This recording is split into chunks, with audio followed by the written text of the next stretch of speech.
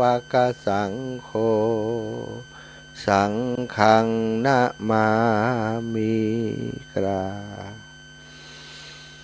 นะโมตัสสะภะคะวะโตอะระหะโตสัมมาสัมพุทธัสสะนะโมตัสสะภะคะวะโตอะระหะโตสัมมาสัมพุทธัสสะนะโมตัสสะภะคะวะโตอะระหะโตสัมมาสัมพุทธัสสะพุทธังสารนังกัจฉามิธัมมังสารนังกัจฉามิสังฆังสารนังกัจฉามิตุติยัมปิพุทธังสารนังกัจฉามิตุติยัมปิธัมมังสารนังกัจฉามิตุติยัมปิสังฆังสารนังกัจฉามิตติยัมปิพุทธังสารนังกัจฉามิตติยัมปิธัมมังสารนังกัจฉามิตติยัมปิสังฆังสารนังกัจฉามิอิติปิโสภะคะวะอะระหังสัมมาสัมพุทโธวิชชาจารณะสัมปันโนสุขาโตโลกาวิทูอนุตตโรปุริสธัมมสารถิสัทธาเทวะมนุษสานังพุทโธภะคะวะติสาวะคาโตภะคะวะตาธัมโมสันทิฏฐิโกอากาลิโกเอหิปัสสิโกโอปันนายิโกปัจจัตตังเวทิตาโพวินยูหิติสุปฏิปันโนภะคะวะโตสาวกสังโฆอุชุปฏิปันโนภะคะวะโตสาวกสังโฆยายาปฏิปันโนภะคะวะโตสาวกสังโฆสามิจิปฏิปันโนภะคะวะโตสาวกสังโฆ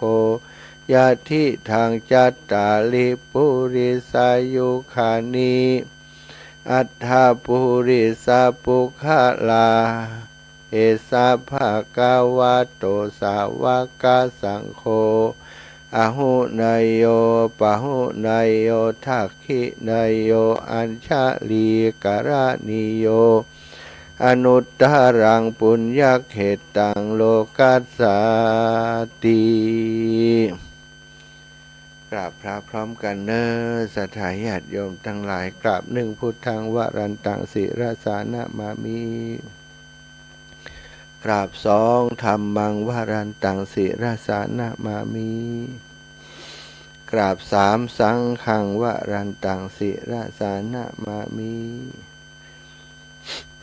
สัทธาญาติโยมท่านสาธุชนคนดีทั้งหลายเนอสวดมนต์ไหว้พระแล้ว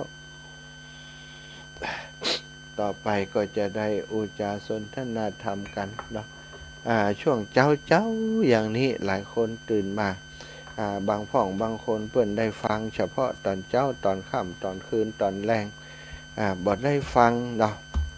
บ่ได้ฟังก็เลยเกิดปัญหาว่าโอ้อีแม่ได้ยินว่าท่านอาจารย์เทศทำพื้นเมืองจัตตาปีเกิดอีแม่ไข่ปุจจาทำจัตตาปีเกิดได้ท่านอาจารย์โอ้เทศไปแล้วนะเทศเมื่อใดเทศวันอังคารตอนกลางคืนฮะอีแม่บ่ได้ฟังนะช่วงนั้นอีแม่บ่ได้ฟังมันวิทยุมันบ่ดีช่วงคืนเวลามันบ่ดีหลายอย่างหลายคนก็เลยว่าเอาอย่างอีกก็แล้วกันส่วนของภาคค่ำกลางคืนนั้นก็ว่ากันไปส่วนภาคเจ้าก็ว่าเฉพาะภาคเจ้าไปเนาะ ก็บ่ได้อัดใส่อย่างไว้นะศรัทธาเอาสดหรือศรัทธาได้ฟังวิธีการเป็นเจ้าภาพข ของตอนเจ้านี้จะได้ตอนนี้จะเป็นผูกที่สองแล้วนะชะตาปีเกิดผู้เกิดปีเป้าฉลูวัวเนอะผูกที่สองแล้วผูกที่หนึ่งเตะไปเมื่อวันก่อนละเนาะอันนี้ก็จะเป็นผูกที่สองของภาคเจ้าเนอะศรัทธาญาติโยมส่วนภาคเจ้านี่ได้ผูกที่สองละผูกที่สองภาคเจ้าของผู้ที่เกิดปีเป้าฉลูวัวเนาะทำเวสสันตละนะทำเวสสันตละศรัทธาญาติโยมการจะเป็นเจ้าภาพการทำก็ทำง่ายๆมีดอกไม้ถูกเทียนปูจาทำเนอะปูจาเอาใส่ขันดอกไว้นะเอาใส่ขันดอกไว้ก็ได้ถ้ามีปัจจัยสักเล็กน้อยก็เอาใส่ไปตัวถือว่าเป็นการทำแล้วก็ศรัทธาเวลาอาตมาเทศจบแล้วนะก็เอาไปยืนโยงเอาไปวางที่วิทยุก็ได้เพราะเป็นสิ่งที่อาตมาใจสื่อสารไปถึงศรัทธาญาติโยมแล้วก็หรือว่านะศรัทธาญาติโยมจะเอาไปตำติดหิ้งพระของตัวเก่านะทุกคนทุกบ้านมีหิ้งพระก็เอาไปตำที่หันประเคนที่หันนะประเคนที่หันเรียบร้อยแล้ววันผูกเมื่อเจ้าแจ้งมาแล้วไปบินไปตักบาตรไปใส่บาตรตีหน้าบานพระสงฆ์องค์สังฆเจ้าลูกพระลูกเนรมาบิณฑบาตก็เอาใส่ถวายเปิ่นไปเนอะศรัทธาเอาไปเอาถวายเปิ่นไปได้เลยนะก็ถือว่าศรัทธาญาติโยมศรัทธาญาติโยมจะได้ได้เป็นเจ้าภาพการทำตัวแล้วก็ได้ถวายพระภิกษุสงฆ์องค์สามเณรตัวเริ่มมีไผมาบิณฑบาตศรัทธาไปวัดไปตานขันข้าวก็เอาไปจำหีบตู้ไฟกับไฟของวัดของว่าได้นะอันนี้คือวัตถุประสงค์อยากให้ศรัทธาได้มีส่วนร่วมได้ฟังธรรมก็ได้ปูจากันธรรมแล้วก็เอาไปตานกับวัดวาอารามต่างๆเนอะ ตั้งอกตั้งใจสดับรับฟังเนอสถานะโมตัสสะภะคะวะโตอะระหะโตสัมมาสัมพุทธัสสะอิติปิโสภะคะวะเวสสันตโรนามะภะคะวะจิตตวัฏกังอารัมมณังตุวังโสหังพุทโธภาวิสติสัทธาอันว่าสัพปัญโยพระพุทธเจ้าตนเป็นปิ่นเก่า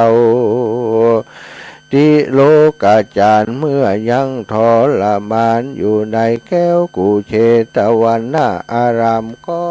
พาลบอย่างฝนหางาม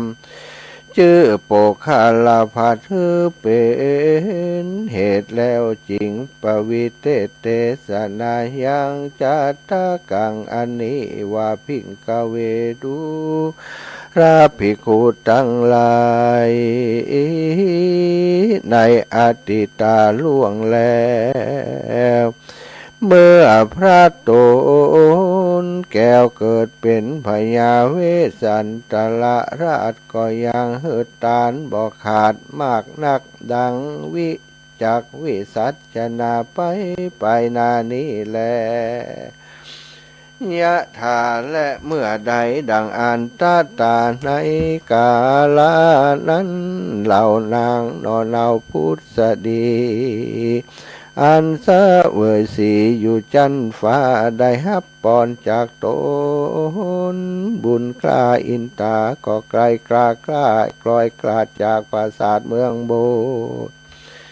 เอาปฏิสนกำเนิดในต้องนางผู้พาเสดเทวีอัคคมเหสีเต้ามัทราชกับนางน้อยนาด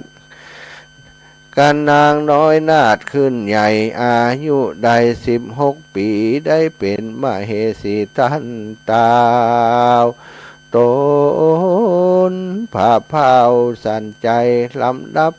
ไปนานางนอลาพุทธดี ก็ถ้าลงขับพระมีต้องใหญ่ก็เสด็จแอวเวียงใหญ่ปาลาก็พาสุดพุทธาน้อยนาฏวันนะอาจเป็นใจกันผันภายคืนสู่ยังที่อยู่หอใจ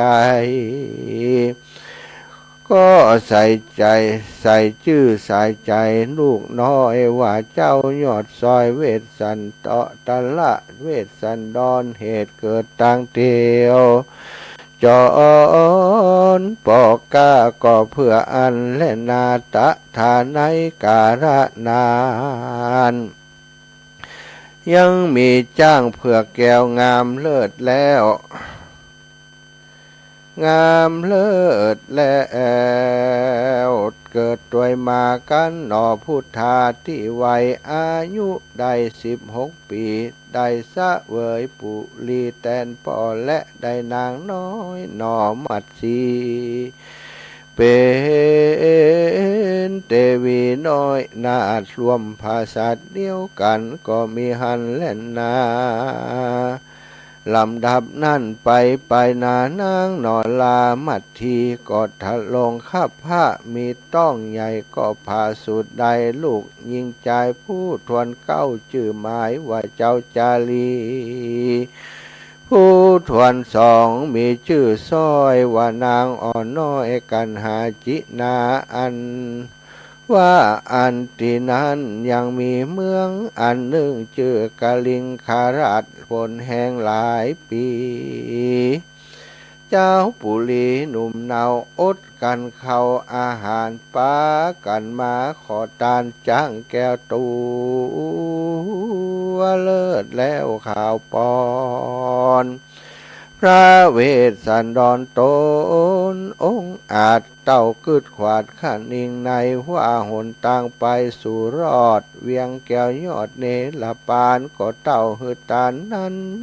ใสจริงไปลอดใดดิลีหนอมูนีกึดแล้วก็หือจ้างเพื่อแก้วตานไปตีนั่นเจ้าเวียงใจนุ่มเทา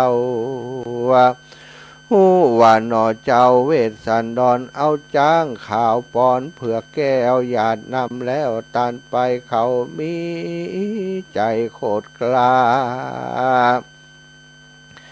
จริงมาไวเจ้าฟ้าผู้ทอนว่าเจ้าเวสสันดรยอดซอยเงี่ยผิดถ้อยปะเพณีเต้าผู้มีผู้เป็นพ่อก็ขับลูกนอเวสสันดรออกจากนครเวียงกวางไปสู่สร้างดงดำนอนท่านลงทำยอดซอยก็ป้าลูกน้อยสองสีตั้งนางมัดสีเว้นฟ้าขี่รถมากราพรากออกไปจากปาลาก็มีพระมนาหนุ่มเทากลมเกลาทูลสารขอฮับตานราชรถตึงมาอาจอ่านคำนอถ้าลงธรรมนั้นโสดใจประโมทเจยบาน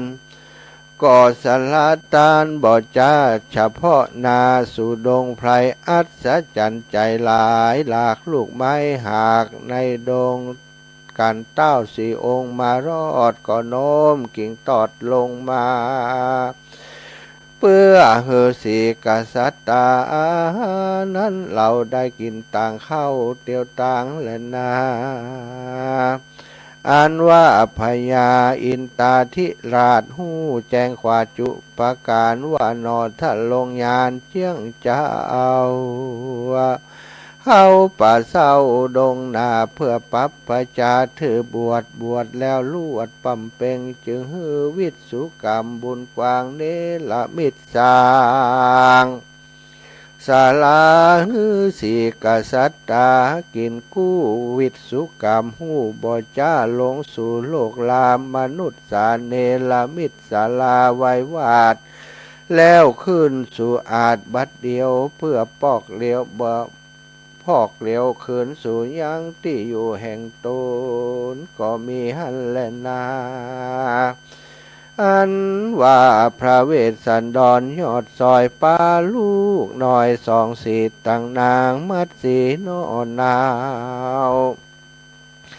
ดันป่าเศร้ามาหอดหันสลายยอดผ่องแผ้วหูว่าเต้าตนแก้วอินตามีคุณนาภายโพธิ์เจ้าจริงอธิษฐานบวชเป็นจีส่วนนางมัดสีนั้นเราก็ปฏิบัติเต้าเจ้าเวสสันดรบ่เหืออาตอนฮ้อนไม่คือตักน้ำใจน้ำฉันหาหัวมันหัวจวกบ่เหือลำบากเครื่องขีดตึงสองสี่ลูกเต้าทุกคำเจ้าเจยบานก็มีหันและนาตาฐานในกาละนั้นยังมีพรามผู้หนึ่งลาวน้ำบอกว่าชูชะกะพามตัวบ่งามสักกากเนื้อตัวหากเล่นลายดังลูกอบายมาเกิดตุกไม่เครื่องขีอยู่ปุรีเวียงแก้วมีชื่อว่ากะลิงคราชอันว่าพรามไม้มาดนี่เล่าทุกคำเจ้าแอวขอตานมีเงินคำขานหลายลากก็นำไปฝากสะหายเก่าไว้แล้วออกเตียวไตขอตานไปก็มีหันและนาอันว่าสะหายแห่งชูชักกับพรามนั้นเราก็มีลูกเต่าเป็นสาวอายุราว15หากมีชื่อว่าอามิตราส่วนสองขาพ่อแม่กันพรามเท่าแก่ฝากคำขาหลายปีมานั่นลาวบ่หันพรามเท่าคืนมาก็ขะนิ่งในกึดสอดว่าพรานตายละตอดคำขาก็นำมาจ่ายใจขายเสียงเลี้ยงใส่อินทรีเงินคำมีเสียงขอดบ่ค้างหลอดอันใดก็มีหันและนาอันว่าชูโชคกับพามนั้นเล่ากันเตียวเต่าได้ขอทานนับเมื่อนานหลายลาก็ขะนิ่งถึงคำฝากสะหายจึงเตียวไตมาถามสองผัวเมียพรามนั้นเราเอาคำพามเท่าขายกินไปบ่จ้างเยอะใดแต่ใส่จริงเอาลูกไทยอมิตาแต่นคำขานั้นลาวพรามเท่าเอาไปอันว่านางใส่ใจนอนเนาได้คนเท่าเป็นผัวก็ปัดปูบ่ขาดบ่พระมาตังการบ่นอนนานขี้ค้านบ่ดื้อดานนอนวันก็มีหันและนาอันว่าชูชกกับพรามผู้ถอยได้สาวน้อยเป็นเมีย เท่าตาเพลียถอยไรก็ไข่ได้ทาสามาช่วยอมิตรตายอดซอยกะทำการใหญ่น้อยในเรือนก็แช่เชือนไต่เต้าขอฮับตานเจ้าสองสีคือเกาจารีและกันหาหนอพุทธาน้อยนาดก็เฮือลูกลาดเป็นตาลหมายเอาโพธิญาณโพดโลกดับทุกโศกมารภัยนั่นและนาสักโกเทวราชาส่วนอันว่าพญาอินตาธิราชหู้แจ้งขวาดความในก็รีบเร็วไวบ่จ้ากับเพศนาเป็นพรามที่กลางดงรามป่าเศร้าขอฮับตานางหนอเนามัดทีก็ไขว่าตีต่อต้านต่อว่าขอคืนนางหนอโสภาหือหนอพุทธาเจียงจะเอาเป็นดังเก่าเดิมอ่อนส่วนว่าเท่าผมปอนบับใบกันฮับตานได้สองสีคือเจ้าจารีกันหาก็มัดมือสองขาบุญนาน้อยนาดเอาไม้ฟาดสันหลังสองตาปังอ่อนน้อยห ให้ซาซอยจอมกันพรามเท่าพันจักลาคามห้วยหากดงเหวลัดดงเขียวจ้าใจตีนั้นก็มีเทพไทยอยู่ดงไพรมาดนใจพามเท่าหลงป่าสาวไปสู่ยังที่อยู่เมืองสีพีเต้าปุรีสันใจยาลาดหันสองน้อยนาดบุญญาณอันเป็นลานเต้าไทยก็จำได้ดีหลีก็ถามปูกาลีพรามเท่าหูการหูเก้าความไหนก็เอาคำใส่ก้าใหญ่ซื้อแลกไทยเอาลานเต้าผู้บานยศอาจ ก็เฮืออามาตต่างตาแต่งตกแต่งดาเข้าน้ำซับพระพรำอาหารเฮือตันพรามผู้เท่าพรามโอดกันเข้าหลายวันก็กินจุอันจุสิ่งก็กัดต้องยิ่งเลือนลายเลยต้องแตกตายมวยมังบาปมันสร้างเอาไว้ก็ปาตกไม่อเวจีสะเวยตุขีบ่เหือดห้อนไม่เดือดคืนวันก็มีหันและนาอันว่าพญาสันใจยศยาวกันได้ลานเต้าขึ้นมาก็เสนาอามาตย์ห่างจังราชมงคลเพื่อไปหับโตนลูกเต่าบุญบ่อเสาเวสสันดรคืนสู่นครเตต้องโขงเขตคลองสี่ปีอันยามดีมารอดโตนเต่ายอดสนใจก็ก้าไกลบ่จ้าปานางแว่นฟ้าพุทธดีขี่จ้างสีผ่องแผ้วออกเวียงแก้วบัดเดียวดันดงเขียวป่าไม้นับอ่านใดหลายวันจริงภายพันรอดสู่ยังที่อยู่หนอมุนีอันโหกกษัตริย์เจ้าปุรีได้ปัดพลากก้อยกราดจากเสียการบุญนำผ่านมาสู่กลางแก้วกูดงไพรต่างมีหอละไทยชื่นยาวลวดจะยบเต้ามูบมูท่ามกลางหมู่โยธาตินั่นนาบนฟ้าก็มีเมฆฟ้าบ่มีเมฆฟ้าสันใดฝนเม็ดใสก็ตกตอดชื่อว่าฝนบกคลพัดยอดหาใหญ่ต่างตกลงใส่หกกษัตริย์อันจะยบนันนาก็ปิกฟืนลุกนั่งเขินเจียนละจากกันตีนั่นเต้าจะหอจันใจยาลาดก็เฮืออามาตต่างตาเจอหนอพุทธานุ่มดาวไปเป็นเจ้าสิพิสะเวยปุรีแตนป้อเฮือเจ้าน้อยหนอเวสสันดรเต้าผู้ถอนใจยาลาดตั้งนางน้อยนาถพุทธดีตึงนางมัดสียอดซ้อยและเจ้าอ่อนน้อยสองขาคือเจ้ากาลีกันจาลีกันหาพี่น้องอันอยู่แห่งห้องดงตันก็ปากันมวนหมูกปิกขืนสู่เวียงใจกันว่าไปรอดแล้วเต้าโตน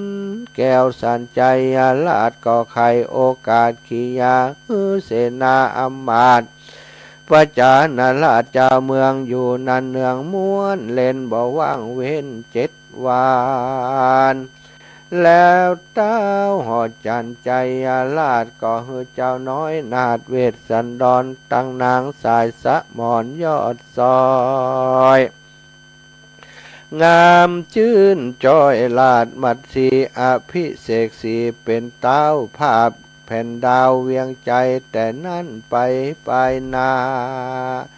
เจ้าหนอลาเวสสันตละลาดก็บ่พระมาต่างตานสินเจียงคาน58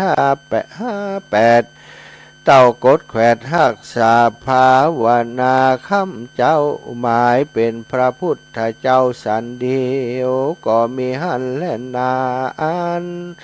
ว่าเจ้าหนอลาเวสสันดรนางสายสะหมอน้อยนาดคืองางลาดมัดสีสาเวยปุลีใหญ่กว้างไพรผ้าอ่างเจยบานเหิงเมินนานแต่เหล่าลอดเท่าแก่เท่าโรยแรงเปียที่แผงบอกขาดกันมรณาจากเมืองโคนได้เอาโตนไปเกิดในห้องฟ้าเลิศตุสิตาก็มีหันและนาสัทธาอิมัง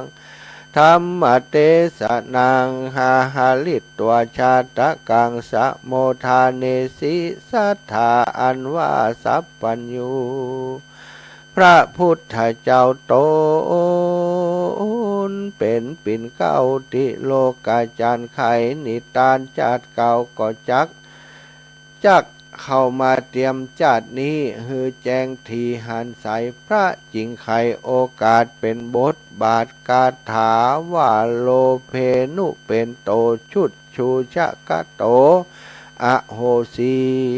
ภิกขเวดูรา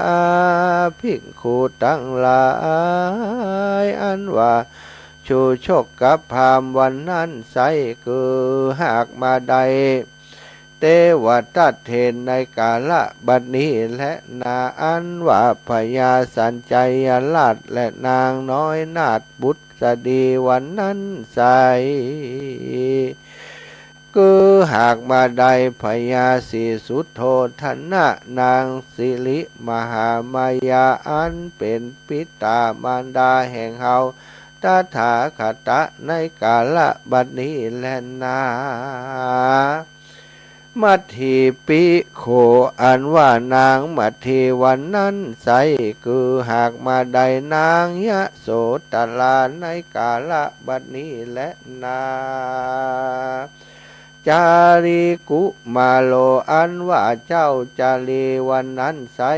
คือหากมาใดละหุนเตละในกาละบัดนี้และนาเวสันตโลนาโท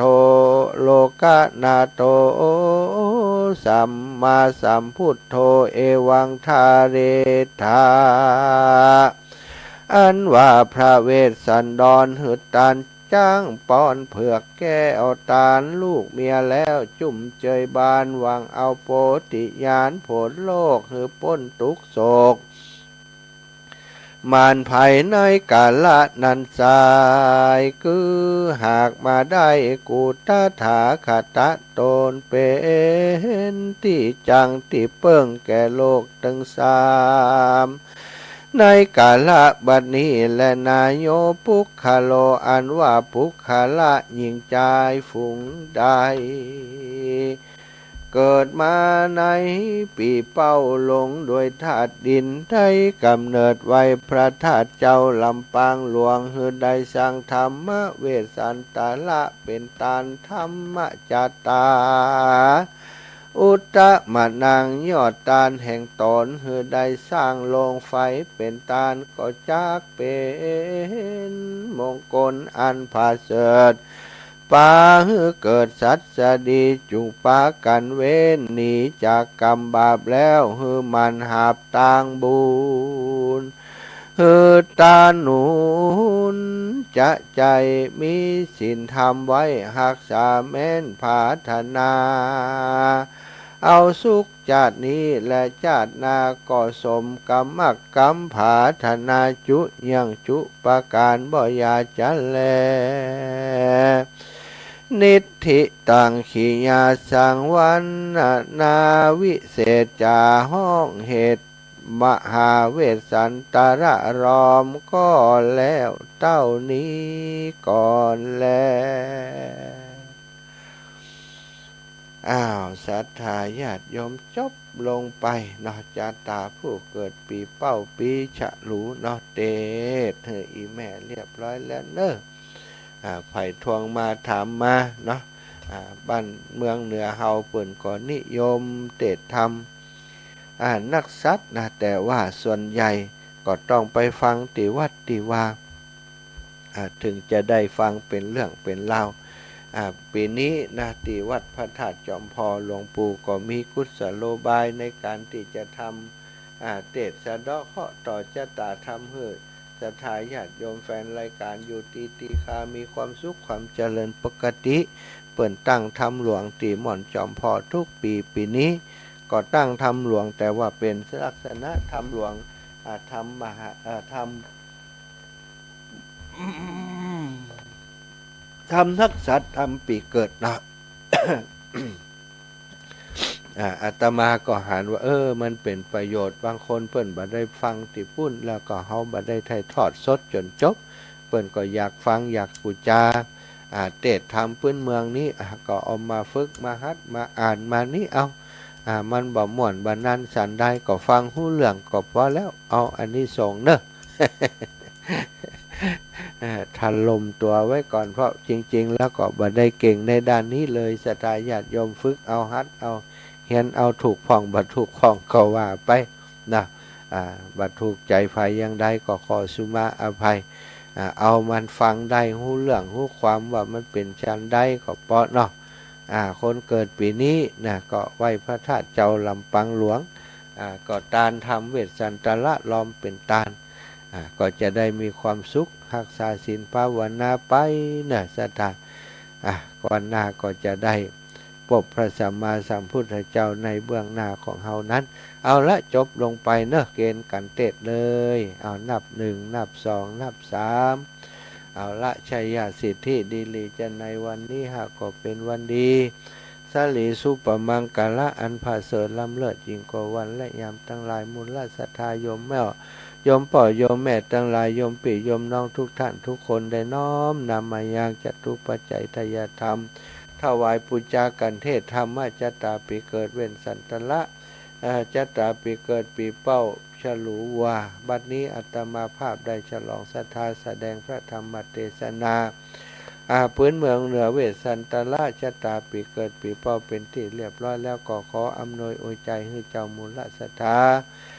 โยมป่อโยมแม่ทั้งหลายทุกท่านทุกคนที่เป็นเจ้าภาพการเทศน์การธรรมตลอดถึงที่ได้ตื่นมาบ่เจ้าได้ฟังน้ำฟังธรรมวันนี้คือท่านอยู่ตีคาอยู่อายุมันขวัญยืนพญาติอาปาดคอดเกณฑ์เว้นภัยแม้นว่ามีขึ้นเกิดขึ้นในตนในตัวโดยเตจ้าบุญนี้คือขจัดปัดเป่าหู้ใดมาลายหายไป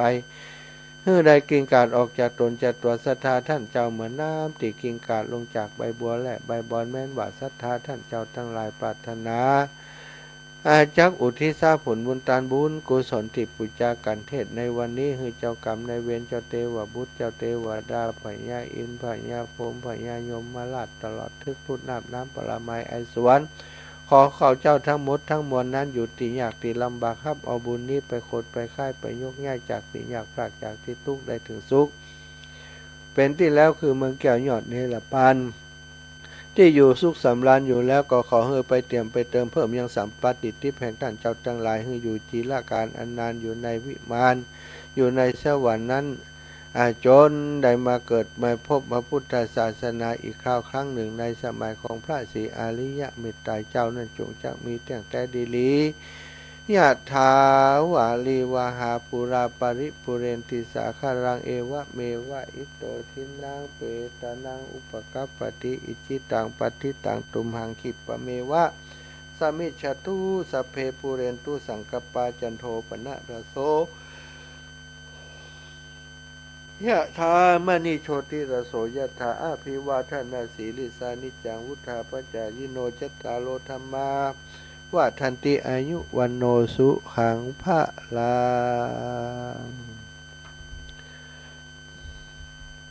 ศรัทธาญาติโยมจบลงไปนะก็จับพอดีกับเวลาตี3:45 นาทีเปิดสายคือศรัทธาญาติโยมโทรเข้ามามาจากขั้นเวลาสัก10 นาทีจะได้พักเสียงเบรกเสียงของตัวเก่าพ่องนะยาวไปก็จะเจ็บคอจะแสบคอเป็นวัดกะหาหมายใหม่นี่เนอะจะตากำลังหายนี่หายก็หายบัดแต่ยังเจ็บคอยังแสบคออยู่นิดนะแต่ก็น่าจะดีขึ้นเรื่อยๆช่วงนี้อากาศมันเปลี่ยนอากาศเจ้านี้ก่อนหนาวสีอ้อยๆมาแล้วนะอากาศหนาวเย็นลงมามี มีหมวกมีอย่างก่อสวมก่อใส่เนอะศรัทธาสีจะเย็นจะหลีอะไรละนี่เนาะ0808844173ไผ่ตื่นเจ้าลูกเจ้ามาอูมาจากกันฟังอยู่ที่ไหนตั้งใดเอ้ามาแล้วสอนศรีนุสรณ์แม่สิสุขแก้วศรีลาภรณ์เจริญปอนเจ้ากลับไว้สารนะเจ้าท่านพระมหาเจ้า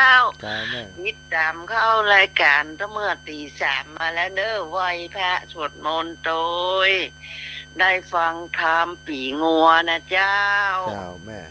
เจ้าเติงเวลามันตื่นนะท่านเจ้ามหาเจ้าตื่นเจ้าเนาะทุกวัน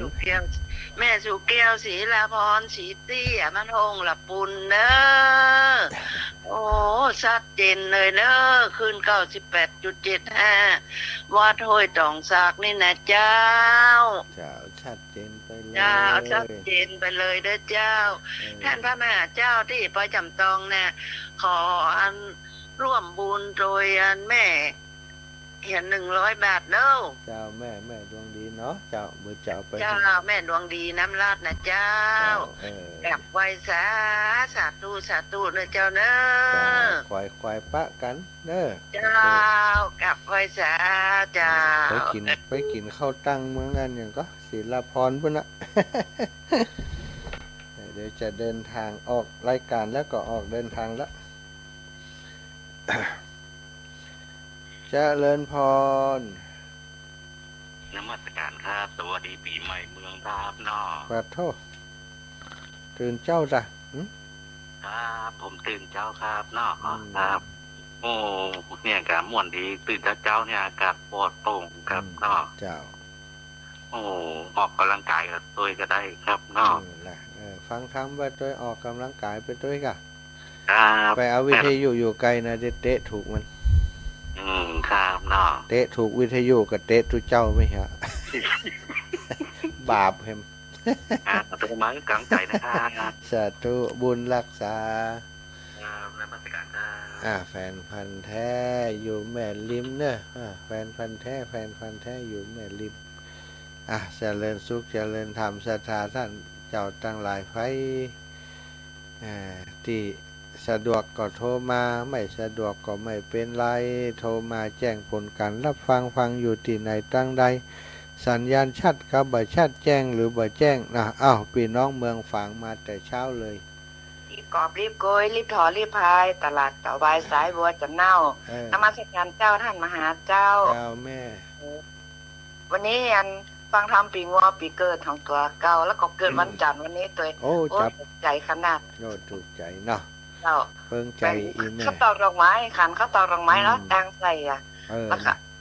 วันนี้ก็จะเอาสแตงใส่บาตรโดยเจ้าดีแล้วสาธุได้บุญด้วยกันแฮมดีดีใจขนาดเลยสาธุเจ้าแม่บุญทักษานะเจ้าท่านมหาเจ้าสาธุนั่นอย่างเนาะได้ทำบุญด้วยกันไปนี่ก็เตดไปศรัทธาฟังไปอยากเปิ่นเตดแล้วเปิ่นก็อยากปูจ้ากันเตดศรัทธาเขาปูจ้ากันเตดอีแม่จะโอนอย่างใดปัญหานักเลยนี่นะบัดต้องโอนเอาถวายครูบาอาจารย์วัดวาอารามติใกล้ของเฮานะศรัทธาญาติโยมสะดวกที่ไหนไปที่หั่นเด้อวันนี้วันจันทร์วันจันทร์ที่2แล้วเดือนธันวา9มา2วันแล้วเนอะก็ประชาสัมพันธ์งานของวัดบรรพตสถิตจะมีในวันที่26เนอะศรัทธาญาติโยมวันที่26เดือนธันวานี้นะวันที่26จะมีงานปล่อยหลวงที่วัดบรรพตสถิตของเฮาเจริญพรแม่เจ้าแม่ฟังอยู่เด้อฟังตึงบ่คืนฟังตึงบ่เจ้าเนาะติดตามนักแกนะตามตลอดติดตามตลอดไม่ขาดเลยสาธุขอบคุณครับแม่เนอะไว้สาเจ้าสาธุเจริญปอนแม่พี่น้องจากนาเหลียงเจริญปอนแม่ย่านวลยอดคำปันบนดอยมันหนาวขนาดวันนี้ทั้งหลุมยังหนาวแล้วนี่ไว้สาเจ้าหนาวก็บนพุ่น มาที่เตะทำจ้ะเจ้าแม่จะรุ่งตื่นเปิดฟังเหรอเป็นเตะทำกันนี่เออเนาะเต็ดทำแล้ววันนี้จะไปไหนไปบ้านนั้นน้ำลัดจอมตองไปงานศพแล้วก็จะปิกมาเมืองปานงานศพเหมือนกันนอนเออเมืองปานเห็นหน้ามากันโชคดีเนาะอืมอืมแม่ดวงดีนารัตตะเมืองปานนี่ปอดจันทร์กำลังเร็วอืมอืมจ้ะเป็นแม่กำลังใจให้นะจะวันนี้แฟนรายการเชียงไปเป็นคนวันนาตัวเก่าก็จะเสี่ยงไปเล่า นะมันได้ยังพูดเลยเนาะให้ยังหูจ้ะใครจะไปก่อนไปหลังบ่ฮู้ละเนาะจ้าเขาต้องปรุงไว้ละปเนาะลงไว้เตรียมตัวไว้บันแหน่บันนอนชีวิตจ้าเจ้าตายมันตายได้เนาะเจ้าจ้าเกิดแก่เจ็บตายเกิดแล้วต้องตายไม่อยู่สักรายสักคนเดียวจ้าอ่าใครใครก็ตึงอยู่ได้จ้าไปอยู่เกิสัดมานมดสร้างบุญหลายเนาะสร้างบุญสร้างกุศลเอาไว้แล้วแต่บุญแต่กรรมของเขานั่นแหละจ้าเจ้าโยมแม่จ้าสาธุบุญกับแม่เนอขอบคุณหลายจ้าไว้ๆจ้าอาจ้ายุวันโนสู้ขังพลังขอบคุณจ้าแม่นวลยอดคำปันอยู่เทพเสด็จดอยสะเก็ดสถานอยู่ในหลืบดอยพุ่นนะอากาศถ้าจะเย็นนักแกโยมแม่นี่อากาศบนดอยมันเด่นมันหนาวมันเน็บเนาะก็จบลงไปแล้วทำต่อไปก็จะเป็นผูกที่3เด้อสำหรับตอนเจ้านี่นะทุกวันจันทร์จันทร์หน้าก็ผูกที่3นะส่วนวันอังคารนี้ก็จะเป็นรายการที่นิมนต์ครูบาอาจารย์มา7 ตน 7 องค์เนาะตั้งแต่2 ทุ่มถึง4 ทุ่มก็จะปั่นเวลาให้ครูบาอาจารย์รูปอื่นๆวันอังคารที่จะถึงนี้ท่านพระครูท่านอาจารย์สังวรสุปภาโสวันอังคารวันนี้กะวันที่2วันนี้กันเนาะวันจันทร์ดอกวันจันทร์อาจารย์สังวรสุปภาโสพระธาตุม่อนเวียงพอดีวันนี้เปิ่นมีงานศพอย่างไรจ้ะอาจารย์สังวรถ้าเตดก็จะออกอากาศให้เปิ่นอาจารย์สังวรสุปภาโสสถาญาติโยมเหลือเวลาแหม2-3 นาทีจะพักเบรกช่วงนี้ก่อนเนอะสถาญาติโยมใครมาโทรมาเดี๋ยวก็โทรตอนช่วงช่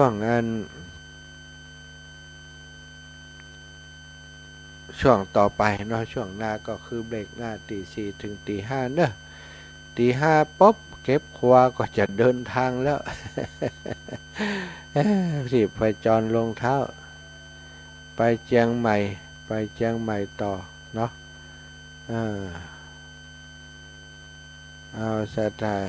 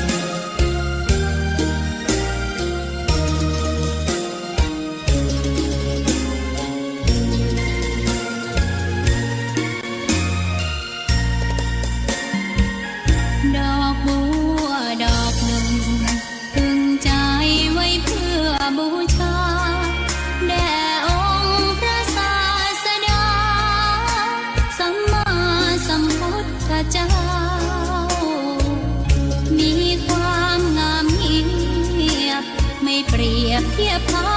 เทียบเราไรมองไม่งามช่างเขาแต่เจ้าก็คือดอกบัวด้วยความสัตย์ซื่อยึดถือความดีเป็นหลักใครรักไม่รักก็ไม่จมปลักมองมัวเมื่อโผล่พ้นน้ำก็เห็นความงามในตัวไม่ยึดติดในตมชั่วขอเป็นดอกบัวดอกเดียวใครไม่มองว่าบัวงามเด่นแต่บัวก็เป็น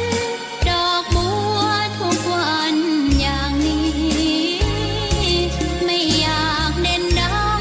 แต่มุ่งหวังในทางเด่นดีเกิดมาเพื่อสร้างบารมีถวายชีพนี้บูชาดอกบัวดอกน้อยเฝ้าคอยคนที่ใจบุญมาโอบเอื้อเกื้อกูลรู้ค่าของบุญเก็บบัวขึ้นมาเพื่อสร้างความดีและเสริมบารมีดังว่าใช้ดอกบัวนี้บูชาพระสัมมาสัมพุทธองค์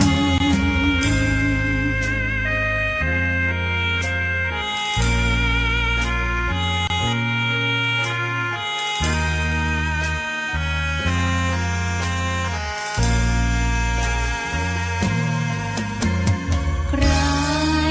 ไม่มองว่าบัวงามเด่นแต่บัวก็เป็น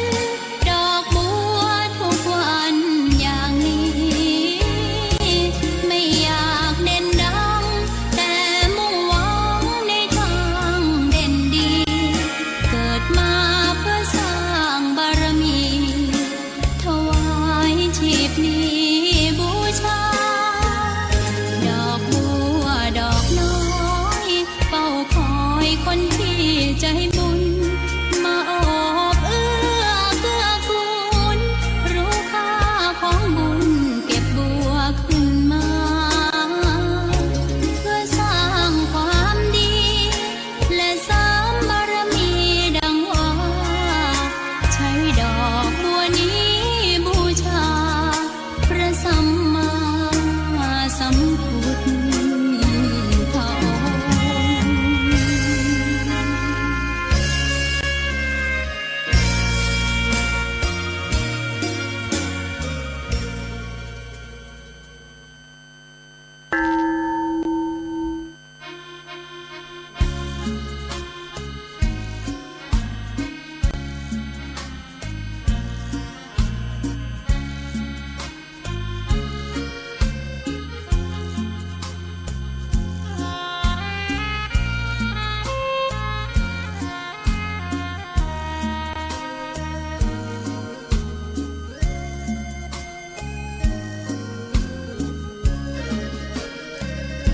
พลิ้วเพลงคำถูกถ้อยคำเข้าถึงจิตใจ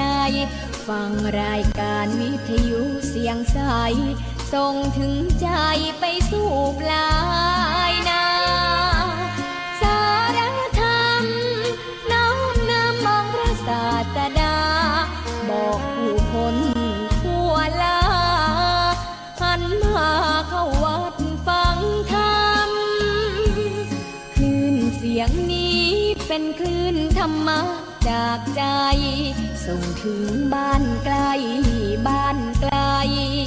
ฟังได้สุขใจล้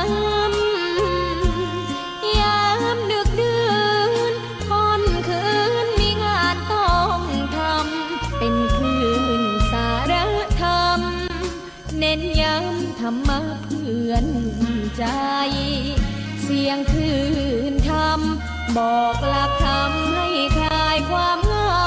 ฟังเสียงธรรมะเบา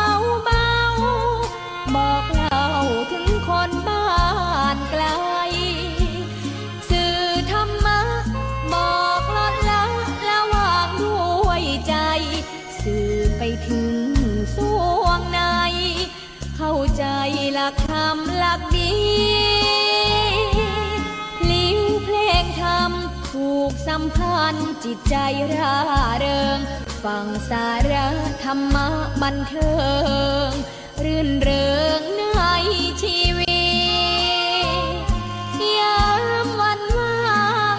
เดินทางไปเยี่ยมสถานีนัดพบกันน้องพี่วันนี้วันดีวันเสาร์สวดมนต์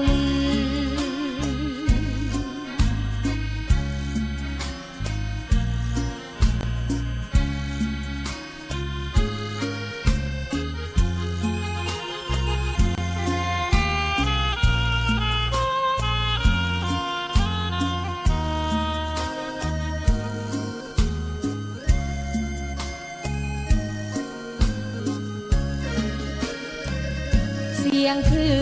นธรรมบอกหลักธรรมให้คลายความเหงาฟังเสียงธรรมะเบาเบาบอกเล่าถึงคนบ้านไกลสื่อธรรมะบอกลดละละวางด้วยใจสื่อไปถึงสวงในเข้าใจหลักธรรมหลักดีธรรมถูกสัมพันธ์จิตใจร่าเริงฟังสาระธรรมะบันเทิง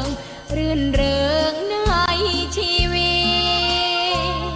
ตยามวันว่าง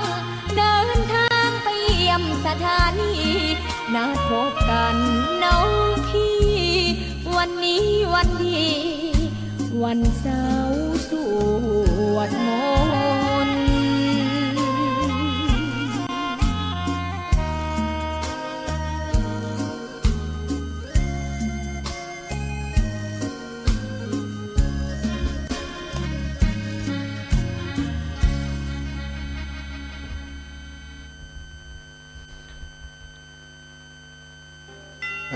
ธรรมะสวัสดีกันในช่วงที่สองได้พักผ่อนไปเกือบจะ10 นาทีเนาะก็พอจะ พักเสียงพักอย่าง ถ้ายาวไปบางเตือเสียงมันแห้งมันนี่ไปเนาะสถาญาติโยมการจัดรายการธรรมะจะต้องไปอย่างเรื่อยๆคิดไปไปมีอย่างดีๆก็นำมาฝากมาแบ่งมาปั่นสถาการไปเรื่อยๆเนี่ยฟังถ้าฟังอยู่ทางบ้านก็อาจจะดูบ่อิดนะแต่คนที่จัดรายการบางเตือก็อิดเหมือนกันนะอิดกับสุขภาพอิดกับสุ่มเสียงของตัวเก่าไปก็หู้ว่ามันแสบคอมันคอแห้งนะก็หาทาง แก้ไขด้วยการเปิดเพลงธรรมะให้ศรัทธาฟังเพลงธรรมะก็เป็นสารธรรมนะที่ฟังแล้วก็ได้ประโยชน์กับตัวเฮาเพลงใส่บาตรรับอรุณก็ดีเพลงดอกบัวบูชาก็ดีนี่เพลงเหล่านี้เป็นเพลงธรรมะที่ฟังแล้วคือกำลังใจในการประพฤติในการปฏิบัติของหมู่เฮาทั้งหลาย ศรัทธาอีพ่ออีแม่ทั้งหลายช่วงนี้เป็นช่วงที่อากาศเปลี่ยนแปลงนักเนาะโดยเฉพาะภาคเหนือของเฮาเริ่มเข้าสู่ฤดูหนาวอย่างเต็มกำลังแล้ว อากาศเย็นวันนี้นี่รู้สึกเย็นกว่าวันก่อนแต่คืนนี้นอนปกติก็จะห่มผ้าอยู่ผืนเดียวแต่คืนนี้เอาบ่ไหวต้องลุกมาห่มอีก1 ผืนนะอากาศมันเย็นลงเนาะตอนเจ้านี่ก็ต้องใส่วอร์มซุปหมวกมันเย็นเข้ามาตีหัวตีใบหูนี่เย็นเลยไหนสัตว์ถ้าบ่ป้องกันตัวไว้ก็เดี๋ยวจะไข้หวัดมานำแหมตอนนี้ก็ยังบ่หายดีกำเถื่อนนะไข้หวัดที่เป็นไข้หวัดอยู่ไปฉีดยามาแล้วเข็มก็ยังสีบะหลงตัวได้นะเหมือนกับว่ายังมีในตัวยังมีไข้ลุ่มๆอยู่ เป็นไข้ลุ่มๆอยู่วันนี้นะเนื่องจากเป็นช่วงฤดูหนาวอากาศมีหมอกมีหมอยตื่นเจ้ามาศรัทธาญาติโยมก็จะหมอกลงเนาะคระคลุ้งไปหมดบางทีนี้พอหนทางระยะสัก10 เมตร20 เมตรนี่เกือบจะบ่หันนะบางจุด ที่มันมีความชื้นสูงนั้นเรียกว่าหมอกโดยธรรมชาติเนาะบางที่บางแห่งก็เกิดเป็นหมอกนักลงมาเป็นอย่างที่เพิ่นบอกแม่คะนิ้งแม่คะนึงไอ้อย่างต่างๆเนี่ยนะเป็นเหมือนกับอันเป็นเหมือนกับหิมะเนาะบ้านเฮาก็เป็นเหมือนกับหิมะติดตกลงมาตามสถานที่ต่างๆโดยเฉพาะแถวยอดดอยแถวปลายดอยแถวภูเขานั้นเรียกว่าหมอกสถานธรรมชาติมีหมอกชีวิตของคนเฮาก็เหมือนกันบางเตือก็มีหมอกมามืดมาบังมาบดมาบังทำให้เฮามองไอ้อย่างบ่ค่อยชัดนะเป็นเมฆเป็นหมอกมาบังมาปิดความสว่างของชีวิตของเฮาศรัทธาญาติโยมทั้งหลายหมอกของชีวิตของคนเฮาก็มันจะเกิดจากคนเฮาเกิดมาในโลกนี้นะมันก็มีเรื่องของการทำผิดทำพลาดอยู่บ่มีไผที่เกิดมาบนโลกใบนี้แล้วบ่ทำความผิดเลยเนาะแม้กระทั่งพระโพธิสัตว์เองนะก็ยังมีโอกาสที่ถ้าอู้ถึงการตัดสินใจแบบทางโลกนะการตัดสินใจแบบทางโลกบางครั้งก็ว่าพระโพธิสัตว์หรือว่าผู้ที่บำเพ็ญเพียรเป็นพระพุทธเจ้านี่ทำผิดหลายอย่างอยู่เหมือนกันอย่างในเรื่องเวสสันดรชาดกที่เฮาว่าไปตะกี้นั้น ติดเตดไปตะกี้นั้นเนี่ยตาลจ้างเผือกแก้วเนาะจ้างเผือกแก้วเกิดขึ้นโดยบารมีของพระองค์จ้างตัวนี้นี่ไม่ใช่จ้างธรรมดานะสัทธาจ้างนี่เกิดขึ้นมาแล้วทำให้บ้านเมืองนั้นมีเมืองสีพีนี่มีความอุดมสมบูรณ์พืชพันธุ์ทายาหารฝนฟ้าตกต้องตามฤดูกาลเข้าป่าอาหารหาง่ายหาสะดวกบ่แห้งบ่แล้งตรงกันข้ามกับเมืองอื่นที่บ่มีจ้างเผือกแก้ววิเศษนี่เลือกสวนไร่นาแห้งแล้งทำกสิกรรมลำบากปลูกข้าวบ่ได้ผลปศุสัตว์เลี้ยงตายไปคนประชาชนประชานาราษฎร์ทั้งหลายน้ำจะหากินก็แทบบ่มีลำบากก็มาขอเอาจ้างแก้วล่ะเปิ่นมาขอจ้างแก้วความจริงก็คือถ้าฮือไปแล้วบ้านเมืองเขาจะลำบากเห็นละก้าอย่างบ้านเปิ่นเห็นละก้าถ้าเป็นคนอื่นบ่ฮือละเนาะแต่พระโพธิสัตว์บำเพ็ญบารมีเพื่อจะตรัสรู้เป็นพระพุทธเจ้าก็ยอมบริจาคจ้างตัวแก้วนั้นนะจ้างพญาจ้างแก้วนั้นไปฮือกับเมืองกลิงคราชเพื่อจะฮือไปแก้ไขเรื่องปัญหาภัยแล้งพอทราบข่าวไปหาประชาชนพลเมืองก็เดือดร้อนกันนะคำนี้เดือดร้อนว่าอันพระราชทายาทนะพระเวสสันดรนี่เป็นราชทายาทเราเป็นพระกุมารเนาะจะได้ทำอย่างอีจ้างเผือกแก้วนี่เกิดขึ้นมาในบ้านในเมืองเฮาเอาไปให้คนอื่นอย่างใดนี่ทำบ่ถูกต้องแล้วทำผิดแล้วอยู่บ้านอยู่เมืองบ่ได้แล้วประชาชนพลเมืองก็เดือดร้อนเดือดร้อนกับพระเจ้าสันใจถ้าพระเจ้าสันใจบ่จัดการอย่างใดอย่างหนึ่งประชาชนจะลุกฮือขึ้นมาประท้วงว่าเกิดหมอกเกิดเมฆหมอกความปัญหาขึ้นในบ้านเมืองสีพีแห่งนั้นพระราชาก็มาพอว่าบัดเดี๋ยวนี้น้ำเชี่ยวเรือจะเอาเรือไปขวางคงบ่ได้ศรัทธาเจ้าบ้านพี่น้องเจ้าบ้านทั้งหลายประชาชนทั้งหลายบ่พอใจรัชทายาทในเหตุการณ์นี้จริงๆแล้วรัชทายาทก็บอกว่าจ้างนี้มันเกิดโดยบารมีของผมเกิดมาจ้างตัวนี้ก็เกิดมาโดยเพราะฉะนั้นผมจะเอาฮื้อไผก็ได้ก็เป็นเรื่องถูกต้องของรัชทายาทของพระเวสสันดรแต่ว่าประชาชนบอกว่าอย่างบ้านเมืองของเฮาจ้างเกิดขึ้นในเมืองของเฮาบ่ใช่จ้างของพระเวสสันดรว่า ก็เกิดกระแสติดต่อต้านกันขึ้นมาเกิดเมฆหมอกทางการเมืองขึ้นที่เมืองสีพีสถาพระราชาก็มากึดแล้วว่าจะเนี่ยอย่างใดดีขั้นจะดื้อดึงก็กลัวว่ากระแสของม็อบนั้นมันจะเกิดความรุนแรงขึ้นคนตั้งหลายหันดีหันชอบโดยมูตี้เป็นหัวหน้าแก๊งหัวหน้ากวนที่มาประท้วงนี่ถ้าคนตั้งหลายหันโดยนักขึ้นก็อาจจะถ ถึงขั้นที่ยึดราชสมบัติเลยก็เป็นได้พระเจ้าสนใจมากึดแล้วว่าอย่างอีบ่ไหวจะต้องทำอย่างใดอย่างหนึ่งก็เอาลูกมาตัวให้ลูกบัดเดี๋ยวนี้ถ้าลูกอยู่ในบ้านในเมืองนี้ต่อไปนี้ประชาชนก็คงจะหาเรื่องหาเล่าใส่โทษใส่ความลูกสิ่งที่จะน่ากลัวก็อาจจะเกิดขึ้นก็ได้การล้มล้างสถาบันการที่จะต้องมาเกิดความขัดแย้งขึ้นในระหว่างประชาชนครับสถาบันกษัตริย์นี่มันจะเกิดขึ้นเอาอย่างนอนลูกปล่อยใจเนี่ยอย่างนักกว่านี้ก็ไม่ได้เอาการขั้นจะให้ลูกอยู่ก็อึดอัดใจเอาอย่างลูกครอบครัวของลูกปากันไปอยู่ในป่าในอย่างก่อนเนาะพระเวสสันดรก่อนแล้วแต่เสด็จป่อถ้าเสด็จป่อมีพระบัญชามาลูกก็จะทำตามนั้นพระราชาก็เลยบัญชาว่าเอาอย่างนะไปอยู่ในป่าในดอยไปปั่มเป้งก่อนจะลูกนะช่วงคือสถานการณ์มันสงบหลับข่าวก่อยว่ากันตั้งหน้าพระเวสสันดรก็เลยได้ออกจากบ้านจากเมืองไปออกจากบ้านจากเมืองเอาเปิ่นมาขอม้าขี่เนาะม้ามีราชรถรถเทียมม้านั่นนะสถาเปิ่นมาขอ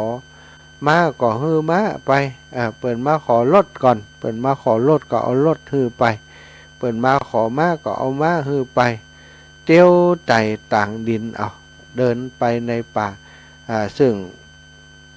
ราชามหากษัตริย์สมัยก่อนก็สุขุมราชาติเนาะสถาไปไหนก่อนหนังหลังจ้างไปไหนก่อนหนังหลังม้าหนังลาดชันรถไปสบายอันนี้จำเป็นต้องสวะมดนะเอาฮือเปิดไปหมด ฮือเสียงฮือซ้อยฮือเปิดไปหมดเปิดคออย่างฮือมดจำเป็นต้องเดินเท้าเปล่าเข้าไปสู่ป่าสมัยก่อนมันก็ไม่ใช่ป่าที่แบบสมัยนี้แล้วเนาะสถาป่าก็อุกก็ลกก็สะปะนะตางหอมตางเตียวก็คงจะมีเต่ากับหอมตางที่เปิ่นไปเก็บเฮ็ดเก็บหายบรรเทาเนี่ยกะเดินเข้าป่าเข้าไปพระกุมารน้อยนะเจ้ากันหาจารีก็ลำบากเดินโดยปอดโดยแม่โดยพระเวสสันดรกำนางมัตสีจะสังเกตดูเรื่องนี้ว่าพระเวสสันดรนี้ทำให้หลายคนก็บอกว่าทำให้ลูกเมียเดือดร้อนเกิดหมอกเกิดปัญหาขึ้นในชีวิตลูกเมียแทนที่จะอยู่ในปราสาทราชวังดีๆก็ย้อนพระเวสสันดรตัดสินใจแบบนี้จึงทำให้ครอบครัวเดือดร้อนประชาชนทั้งหลายเดือดร้อนแต่พระเวสสันดรก็มีความตั้งใจว่าที่เกิดมาชาตินี้จะเป็นชาติสุดท้ายที่จะบำเพ็ญบุญบำเพ็ญกุศลฮือตานะปารมีฮืออย่างที่สุดก็บอกฟังไผ่ละเนาะเพราะตั้งใจเพื่อพุทธภูมิอย่างเดียวลูกเมียก็หันดีหันชอบด้วยเพราะไปติดตามพ่อคนผู้เป็นสามีย่อมเป็นใหญ่ในครอบครัวเนาะในสมัยโบราณเพิ่นถืออย่างนั้นแต่ปัจจุบันนี้อาจจะบ่อย่างนั้นแล้วภรรยาก็เป็นใหญ่ได้ว่า เป็นใหญ่ในครอบครัวก็ติดตามไปแล้วก็ไปผจญภัยในป่าแหมอยู่ซะท่าไปอยู่ในป่าหาผลละหมากหลากไม้มากินบริโภคก็ยังมีคนไปโตยขออยู่ไปโตยขอเอายังพระโอรสตึงกันหาจารีนะไปเป็นคนใจวะซะท่าไปขอได้แล้วก็บูบตีลูกตอนหน้าพระเวสสันดรนี่ทำใจเกือบจะบ่ได้นะสถาตีชูชกเนี่ยหลักจูงลูกของตัวเองไปแล้วก็บุบตีเจ้ากันหาจารีใจหนึ่งก็โคตรก็เกลียดจะเอามันเหียดีกาตอนหน้าตอนตาเฮายังกล้าบุบตีลูกเฮาขนาดนี้แต่โดยจิตใจที่แน่วแน่ต่อพุทธภูมิต่อโพธิญาณพระองค์จึงทรงนิ่งใจความอดทนอดกันเข้าข่มไว้แม้ต่อมามีคนมาขอเอายังเจ้านางมัตสีศรัทธาญาติโยมขนาดลูกก็ยังฮื้อไปเมียมันจะไปเหลือเนาะ เอ่อพระอินทร์ก็ทันแหลงมาขอนางหมัดซีขอได้แล้วก็เอาคืนไว้อย่างเก่าถ้าบ่มาขอคนอื่นมาขอก็จะมีปัญหานะซะถ้าขอแล้วเขาเอาแต่โลเนาะ พระอินทร์มาขอแต่ว่าบ่เอาแต่พระอินทร์นี่ขอได้แล้วก็บอกว่าเอาคืนให้พระองค์ตามนี้ห้ามให้ไผ่นะอันนี้เป็นทรัพย์สมบัติของข้าพเจ้านะเพราะข้าพเจ้าขอแล้วก็เอามอบให้พระองค์ไปแล้วพระองค์ก็ให้หยาดน้ำให้เรียบร้อยแล้วถ้ามองตาม กติกาสังคมยุคใหม่นี้ถือว่าพระเวสสันดรนี้เป็นคนหันแก่ตัวอย่างที่สุดเอายอมเพื่อไอ้ยังบ่ฮู้ตั้งหน้าที่จะมีก็มีฮู้อีน่ะคนอย่างคนอื่นก็จะว่าอย่างอีกพุทธภูมิพุทธเพิ่มอย่างมีอย่างไรมีอย่างไรบ่ฮู้จะเป็นอย่างไรได้นะมันจะต้องทำถึงขนาดนี้โดยกายหลายคนก็อาจจะคิดอย่างอีกแต่พระเวสสันดรเปิ้นอย่างน้อยก็ต้องมีญาณและศรัทธาความตั้งใจติดเด็ดเดียวจากอดีตชาติมาบ่ฮู้กี่ภพกี่ชาติตั้งใจอย่างนั้นพอมาถึงชาติที่เป็นพระเวสสันดรก็จึงสามารถทื่อตานได้แบบได้แบบที่คนตั้งหลายบ่มีไผสามารถทำได้แบบอุกฤษหรือว่าแบบที่สุดยอดละเนาะคือตานลูกเต้าเนี่ยทรัพย์สมบัติภายนอกก่อน สมบัติภายนอกจ้างมาแก้วแหวนเงินคำฮื้อไปหมดแล้วต่อมาเข้ามาใกล้ตัวก็ถือว่าเป็นภายนอกอยู่นั่นก็คือลูกเมียก็ฮื้อไปถ้ามีคนไปขอชีวิตพระองค์ก็คงจะฮื้อไปเหมือนกันอันนี้คือพระเวสสันดรสถานชีวิตของคนเฮาบางครั้งเพิ่นก็บอกว่ามันก็มีจุดด่างจุดดำเกิดขึ้นอย่างน้อยก็มีสักครั้งสองครั้งในชีวิตของคนเฮาบ่มีไผหลอกที่เกิดมาแล้วบ่มีมนทินขึ้นในตนในตัวในจิตในใจ บางทีนี้สิ่งที่เกิดขึ้นเป็นหมอกเป็นฝ้ากับของชีวิตของแต่ละคนนั้นก็อาจจะเกิดจากการที่เฮา ประมาทสับเพร่าตัดสินใจผิดพลาดไปก็เป็นได้นี่ก็ในเรื่องพระเวสสันดรนี้จะตัดสินใจผิดพลาดหรือผิดพลาดเขาก็มาพิจารณาเอาถึงเรื่องของความเหตุผลของการสละหรือว่าการบริจาคที่พระเวสสันดรทรงทำนั้นเพื่อปรารถนาพุทธภูมิเพื่อปรารถนาจะเป็นพระพุทธเจ้าเพื่อปรารถนาจะช่วยเหลือสัตว์โลกทั้งหลายให้รอดพ้นจากความทุกข์ความลำบากทั้งหลายพระองค์จึงทรงเสียสละอย่างยิ่งยวดนะเกินที่มนุษย์ธรรมดาคนทั่วไปอย่างเขานี่จะทำได้ ทีนี้มาดูในชีวิตจริงของคนเฮาซะเถอะ เมฆหมอกที่เกิดขึ้นกับพระเวสสันดรสุดท้ายก็ได้รับการคลี่คลายตามสถานการณ์ที่มีในธรรมเนาะสุดท้ายมาที่ชูโชคเปิ่นเอากันหาชาลีไปเทวดาดลจิตดลใจฮื้อแทนที่จะไปเมืองกลิงคราชกลับไปที่เมืองสีพีหลานทั้งสองก็ไปเจอเสด็จปู่หันหลานก็ไทยหลานขึ้นมาเนี่ยสุดท้ายก็ไปตามพระเวสสันดรและนางมัตสีครับมาของบ้านของเมืองมดเมฆหมอกทั้งหลายก็สลายไปในชีวิตจริงของคนเฮาศรัทธาอีป่อยอีแม่ทั้งหลายบางทีมันก็มีเมฆหมอกต่างๆเข้ามาเบียดเบียนความสงบสุขในชีวิตของเฮาซึ่งส่วนใหญ่แล้วเมฆหมอกของชีวิตของมนุษย์คนเฮาทั้งหลายนั้นเกิดจากความประมาทความสับเพร่าความหลงมัวเมาของหมู่เฮาทั้งหลายนั่นเองอย่างเช่นอยู่มีครอบครัวอยู่ดีๆนะจิตใจก็ใส่แสไปหาผู้หญิงอื่นหรือว่าบางทีมีครอบครัวอยู่ดีๆก็ทำตัวเหมือนหนุ่มเหมือนเบาอย่างต่างๆกินเหล้าเมายาอยู่ตลอดบัดดูแลครอบครัวกูนี่ยืมสินมามาจ่ายสร้างปัญหาให้กับครอบครัวเพราะว่าบ่ฮู้จักประมาณ บ่ฮู้จักประมาณในการใช้การจ่ายการกินการอยู่ต่างๆสิ่งเหล่านี้ก็จะพลอยทำให้เมฆหมอกปัญหาต่างๆมันเกิดขึ้นในครอบครัวของเฮาเพิ่นบอกว่าการกระทำทุกอย่างคนย่อมตั้งใจ ทำแต่ว่าการทำความชั่วการทำความชั่วนั้นนะศรัทธาเป็นสิ่งที่แม้จะตั้งใจอย่างไรก็ตามก็ยังเชื่อว่าเป็นความมัวเมาอยู่นั่นเองบัดตั้งใจทำก็ตามเถอะนะความชั่วเป็นถือว่าเป็นเรื่องที่เป็นความมัวเมา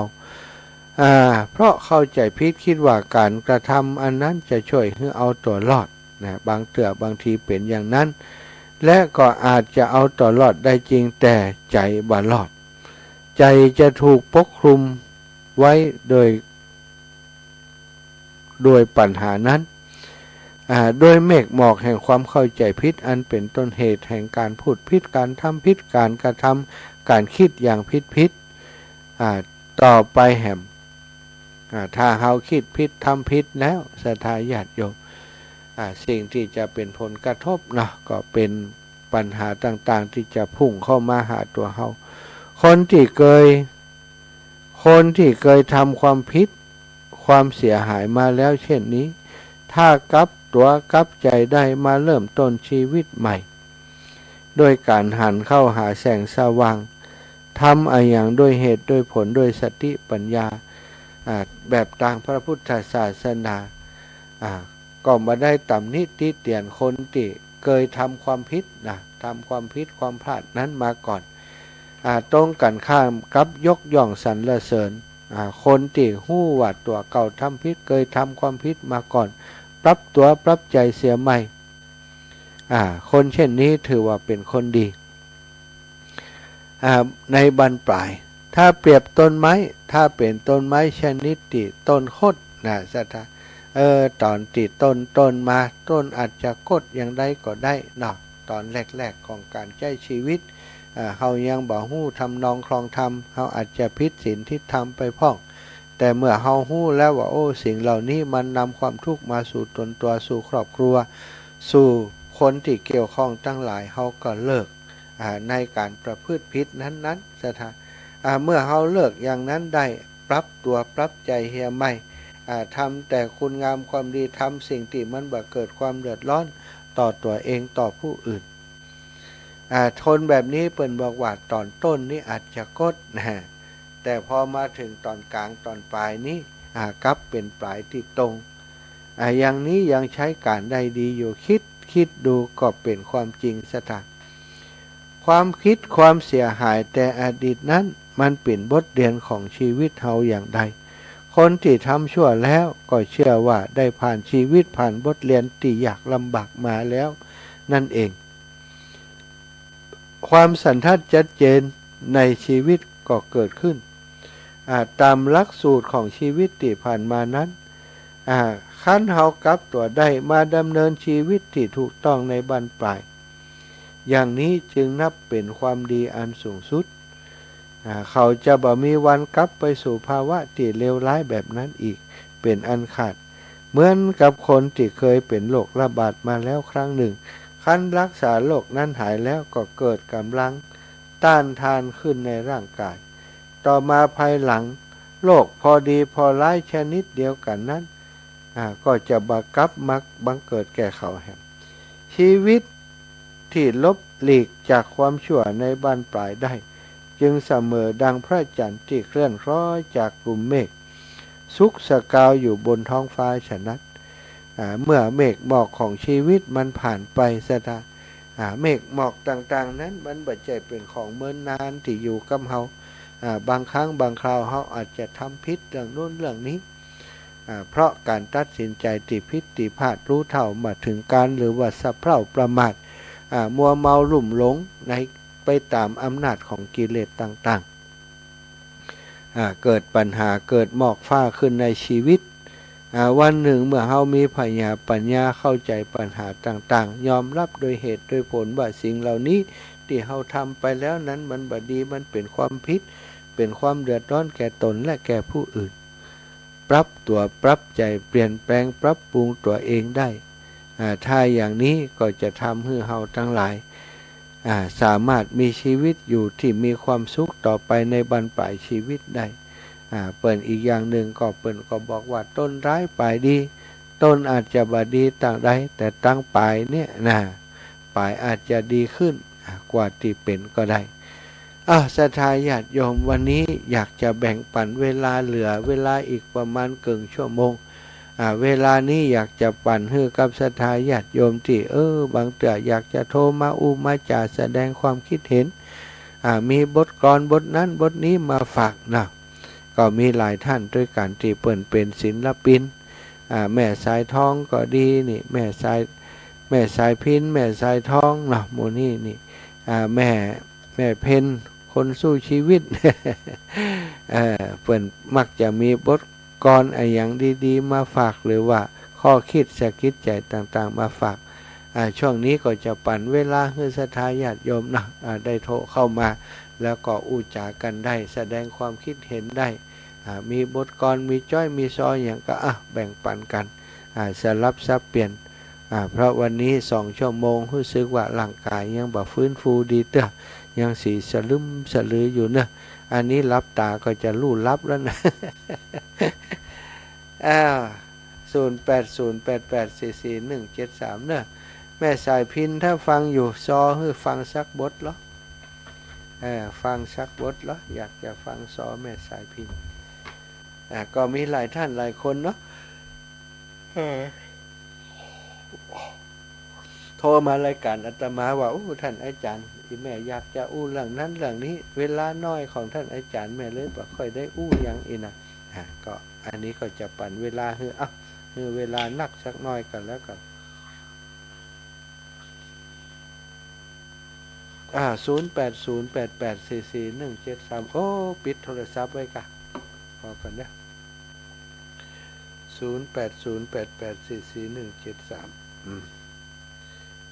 0808844173ปิดโทรศัพท์ไว้แต่ซะท่าปิดโทรศัพท์ไว้แล้วบอกให้เปิ่นโทรมานี่จบข่าวเลยเนาะ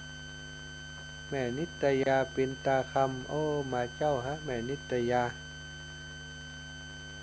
เจริญพรแม่นิตยาอันนี้รู้ค่ะท่านเป็นได้มันดังกะมันมาดังฮะทำไมเลื่อนไปฐานนี้อื่นคนก็มีเพลงไม่อย่างอยู่นะก็ท่านอยู่ท่านก็ดับไปเหรอตะกี้ออกอยู่แหละแต่เดี๋ยวนี้ดับตะกี้ออกอยู่ว่าทานวิทยุหมดกดแล้วก็บ่เป็นอย่างมันดังโซนะเจ้าเช็คก่อนเนอะเจ้าสถานีลำปางดับไปอีหรอพอดับกำดับอย่างใดจ้าลำปางลำปา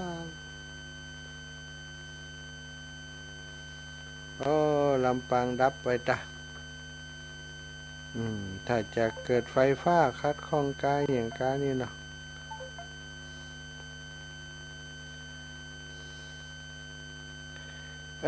มันเจ้าลำไปจะห้องละอ่อนก็ลำบากซะท่าจำเป็นเนาะดับไปก็ดับไปละเนาะอันนี้เปิดจากในนี่มันก่มดังแล้วนะ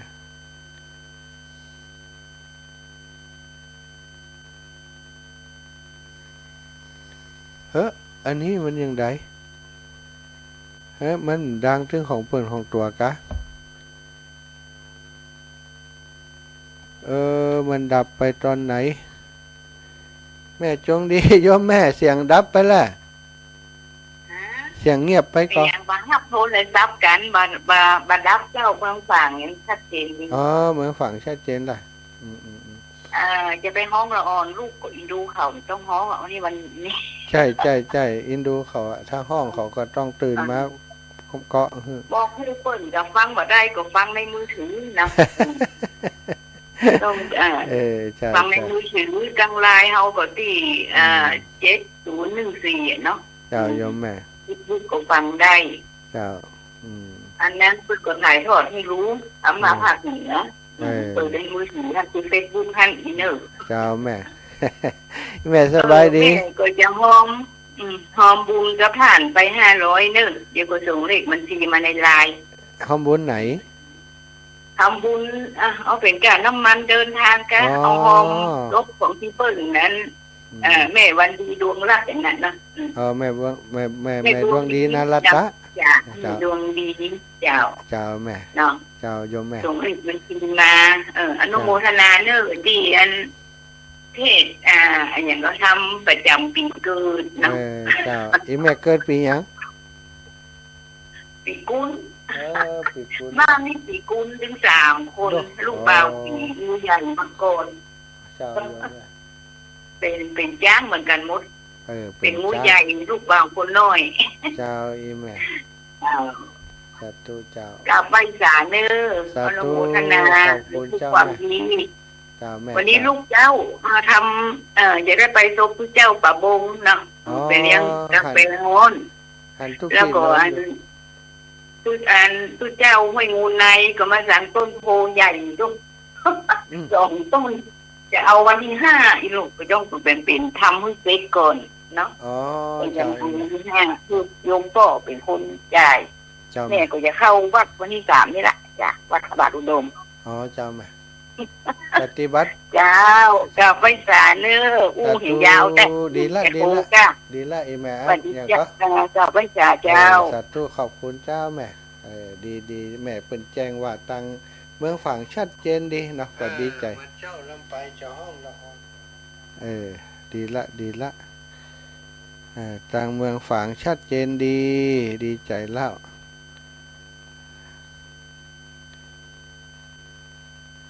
เจริญพรแม่แต่ว่าสาวเจ้ามาหาดอกประจังเมินเดี๋ยวนี้ดีแล้วล่ะแม่เดี๋ยวนี้ดีก็เตียนดีเจ้าเอาไฟให้แล้วไปเจ้ามันดับไปเนาะมาตั้งวันไปสุแก้วศิลาพรกี่วันโทรมานี่เจ้าแม่จะไปแวะหาเปิ่นแหกครับฮะโอกาสหน้าก็มาบ้านแม่เนาะเจ้าโยมแม่เจ้านุโมทนาสาธุนะเจ้ากับมาสาเจ้าสาธุขอบคุณ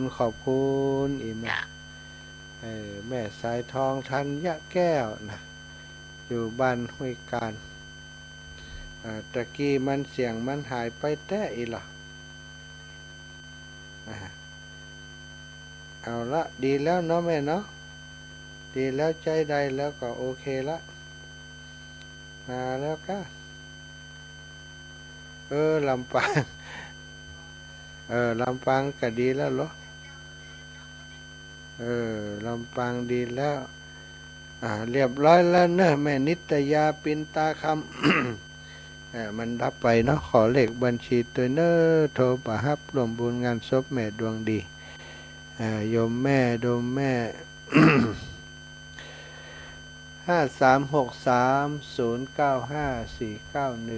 5363095491ธนาคารกรุงไทยพระสมชาติแต้มคม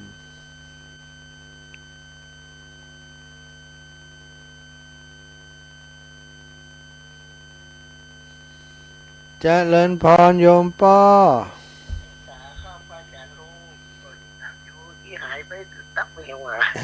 เหมือนอย่างใดมูเนี่ยเนาะกำลังจะเจียวไอ้เนี่ยผมหายชัดเสียงงั้นถ้าจะสถานีต้นทางจังปวงเนาะที่ส่งสัญญาณนี่แต่ชัดเจนแล้วเขาบอกว่าสาธุท่านอาจารย์ถ้าจะเฝ้าอยู่ขอให้ลูกพักษาความดีๆนะครับสาธุป่ะเป็นหนึ่งเขานอกยังจะรู้ใช่สุขภาพยังบักแข็งแรงดีเต้ขอให้พักษาความดีๆบอกจะเป็นท่านน้องท่านน้องจะท่านน้องไปครับสาธุป่ะหลังใจให้ลูกนะครับขอให้ลูกได้อยู่ดีมีสุขต่อไปอย่าได้เจ็บเนี่ยข้าพเจ้าขอรักษาหายลูกหายไปหายใครหายเจ็บผู้อยู่ดีเป็นชุกอายุวันนี้ยาวต่อไปได้ลูกครับสาธุขอบคุณพี่น้องนาน้อยปนนันประเสริฐนาน้อยอันนี้ก็เป็นตัวแทนของเมืองน่านหนึ่งเดียวของเมืองน่านคือปนนันประเสริฐนาน้อยทุกรายการที่ครูบาอาจารย์จัดกันตั้งรายการตั้งคลื่นสีขาวของเฮาเนาะอีปอกก็มีบทบาทเป็นตัวแทนคนต่างเมืองน่าน ได้ติดตามและโทรเข้าหาก็เลยเป็น เป็นเหตุให้ครูบาอาจารย์เปิดโครงการฮับ รับสัญญาณจากเมืองน่านพ่องนะตอนนี้ก็มีครูบาอาจารย์จากต่างเมืองน่านมาจัดรายการโดยเฮานี่หลายรูปหลายองค์แล้วนะศรัทธาญาติโยมนะหนึ่งในนั้นก็ท่านพระครูสุจินนันทกิจนะท่านพระครูสุจินนันทกิจอำเภอสันติสุขนะท่านพระครูอนุกูลนันทกิจวัดหนองบัวตาวังผานะและท่านพระครูสุจินนันทธรรมอันนี้ก็อยู่เมืองน่านเหมือนกัน3 รูป 3 องค์ได้มาจัดรายการต้นเดือนวันที่1ถึงวันที่7แต่คืนนี้ความจริงเป็นคิวของท่านอาจารย์พระครูสุจินนันทกิจเจ้าคณะอำเภอสันติสุขเสียดายหลวงพ่อติดภารกิจในการประชุมคณะทำงานคณะกรรมการมูลนิธิของหลวงพ่อเนาะก็เลยบัดได้เข้ารายการสักครั้งอันนี้ก็จากเมืองน่านเนอะพระครูสุจินนันทกิจนี้เป็นพระสงฆ์ที่เก่งซะท่าทำงานสงเคราะห์ช่วยเหลือพี่น้องประชาชนในเรื่องของอาชีพในแก้ไขปัญหาสิ่งแวดล้อมแล้วก็เรื่องอาชีพต่างๆหลวงพ่อเปิดส่งเสริมทำเป็นรูปธรรมสร้างมูลนิธิขึ้นมาเพื่อจะส่งเสริมเรื่องการเกษตรและหลายๆเรื่องเป็นหลายๆประเด็นเนาะที่เปิ่นทำนะถือว่าเป็นพระสงฆ์ที่มีผลงานเกาะติดในสิ่งที่ทำช่วยเหลือพี่น้องประชาชนจริงอาตมาไปกราบไปแอวหาเปิ่นตอนน้ำท่วมเนาะดีใจได้มีโอกาสไปเยี่ยมวัดวาครูบาอาจารย์ได้ไปหันโครงการที่หลวงพ่อเปิ่นทำก็ชื่นใจว่ายังมีพระสงฆ์อีกกลุ่มหนึ่งทำงานเพื่อสังคมในหลายๆด้านบัจใจว่าแค่มาอยู่วัดบดายเนาะอยู่วัดบดายนี่ก็คืออยู่ไปหับกินหับตานไปแต่นี้อยู่วัดนำแก้ปัญหาให้พี่น้องเจ้าบ้านได้หลายๆอย่างหลายๆเรื่องก็พยายามจะนำครูบาอาจารย์ที่มีความรู้ความสามารถแบบนี้ได้มาร่วมกันเผยแผ่ในนามครอบครัวขึ้นสีขาวดีใจครับพี่น้องเมืองน่านได้มา3 คนก่อนเนอะ1 วันถึง1 ถึง 7วันที่1พระครูสุจินนันทกิจแล้วก็วันที่4พระครูอนุกูลนันทกิจสุจินกับอนุกูลนะตั้งหลังเหมือนกันนันทกิจเนาะพระครูอนุกูลนันทกิจแล้วก็5นะวันที่5นี่พระครูสุจินนันทธรรมอันนี้ก็เป็น3 สิ่งเมืองน่านนะสถาทำงานควบคู่ทำงานเกาะติดทำงานเป็นทีมเดียวกันช่วยเหลือการงานกันตลอด3 รูป 3 องค์นี้ถือว่าเป็นครูบาอาจารย์ที่เป็นที่เปิ้งของศรัทธาต่างเมืองน่านก็จริงๆแล้วก็เมืองน่านก็มีแหมเยอะนะครูบาอาจารย์ในฝ่ายต่างๆที่ฝ่ายการศึกษาก็ดีฝ่ายด้านต่างๆที่พร้อมจะมาจัดรายการในคลื่นสีขาวด้วยเฮาแต่ก็พยายามจะขยายไปเรื่อยๆก่อนเนาะก็ในช่วงนี้ก็ขออนุญาตประชาสัมพันธ์การงานเรื่องของครูบาอาจารย์ที่จะมีขึ้นในช่วงของเดือนปลายเดือนธันวานี้เนาะครับเกี่ยวกับมกราวันที่จะมีการ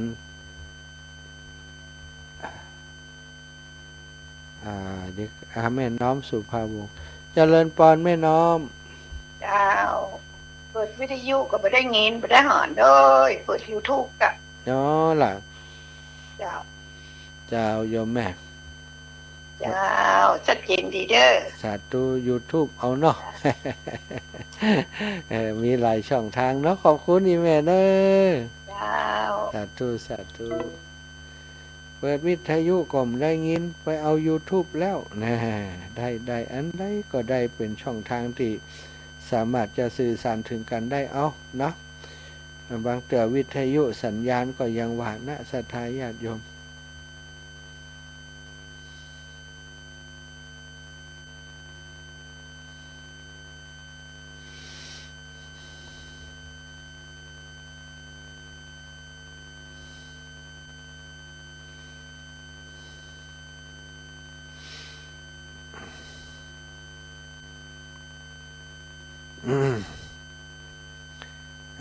เดี๋ยวก่อนจะดูว่างานเนาะ ขอดูรายละเอียดงานวันที่2930 31และวันที่1ฮะ29 30 3129ถึง31มกราพุ่นโลมันจะธันวาเนอะอันนี้นะมกรานี่ห้วยงูในแต่ว่าของอันนี้ทำก่อนวัดปากทางเจริญวันที่10 11 12มกราจะมีข้าวกำเนาะข้าวกำเพื่อจะช่วยหาทุนสนับสนุนการสร้างห้องน้ำปรับปรุงห้องน้ำแล้วก็ปรับปรุงชาปนสถานของวัดปากตะบ้านปากตางเจริญสถานก็จะมีกิจกรรมเข้าสุสานกรรมที่สุสานบ้านปากทางเจริญวันที่10 11 12มกราแล้วก็หลังจากนั้น29ถึง31นะ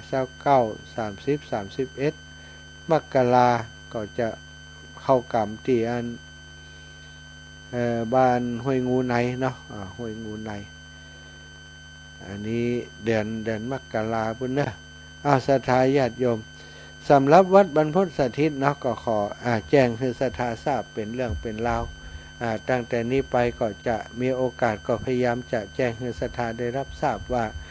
ที่วัดบรรพตสถิตของเฮาเนาะหลังจากที่ครูบาอาจารย์ท่านอาจารย์พระมหานพดลสุวรรณเมธีได้พัฒนาได้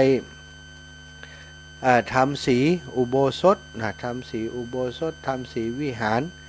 ร่วมกับญาติโยม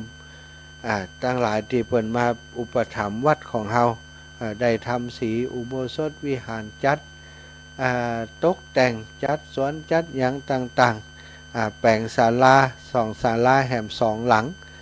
เดี๋ยวนี้ขึ้นแห่ม2หลังหน้าพระหารนะศรัทธาก็กะว่าจะฮื้อแล้วเสร็จก่อนก่อนวันที่26เดือนธันวานี้วันที่26ก็จะมีงานปล่อยหลวงที่วัดบรรพตสถิตนะก็จะเป็นงานปล่อยหลวงวันเดียวเนอะเนื่องจากถ้าจัดหลายวันจะอิดคนจัดนะแล้วก็กำลังคนเฮาบ่พอเนาะที่วัดบรรพตสถิตนี่ก็จะจัดในวันที่26วันเดียวก็เลยว่าช่วงเช้าเนาะก็เป็นการถวายทานตึงหัววัดต่างๆที่เปิ่นมานั่นนะถวายทานตึงขวดทานเข้าแล้วถวายทานออกในช่วงเช้าเรียบร้อยหลังจากนั้นช่วงบ่ายก็จะมีการเหมือนกับตั้งธรรมหลวงเนาะศรัทธาเป็นเรียกว่าซอเวสสันดรชาดกทรงเครื่องซอเวสสันดรชาดกทรงเครื่องมีการแสดงธรรมโดยก็เท่ากับว่าตั้งธรรมมหาจารย์เวสสันดรชาดกธรรมมหาจารย์เวสสันดรชาดกทรงเครื่องจะมีการแสดงของคณะจังซอของเสน่ห์กาหลงตุ้ยในวันที่26ตอนบ่ายก็อาตมาได้รับปากกับครูบาอาจารย์ว่าจะเป็นขออนุญาตเป็นเจ้าภาพขออนุญาตเป็นเจ้าภาพการใช้จ่ายของจังซอเนาะก็ตกประมาณ 20,000 กว่าบาทซะท่า20,000 กว่าบาทตึงเครื่องเสียงตึงจังซอตึงไอ้อย่างทั้งหมดทั้งมวลนั้นก็ได้ประสานงานกับท่านอาจารย์เสน่ห์การลงซึ่งเป็นหัวหน้าทีมของชุดจังซอชุดนี้ที่จะมาแสดงในวันที่26ก็ประมาณ 20,000 กว่าบาทศรัทธาญาติโยมไผอยากจะร่วมเนาะอยากจะร่วมบุญปล่อยหลวงวัดบรรพตสถิตโดยอาตมาภาพจะเป็นเจ้าภาพคณะจังซอมาขับกล่อมบรรเลงในงานวันที่26นั้นก็ร่วมด้วยกันได้นะคนละเล็กละน้อยก็ได้ถ้าหรือว่าอยากจะร่วมเป็นเจ้าภาพสำรองกัน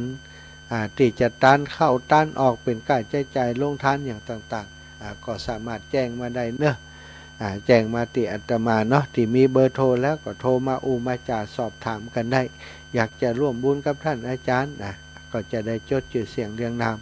ทยอยประกาศให้ศรัทธาญาติโยมได้รับทราบไปจนกว่าจะถึงวันที่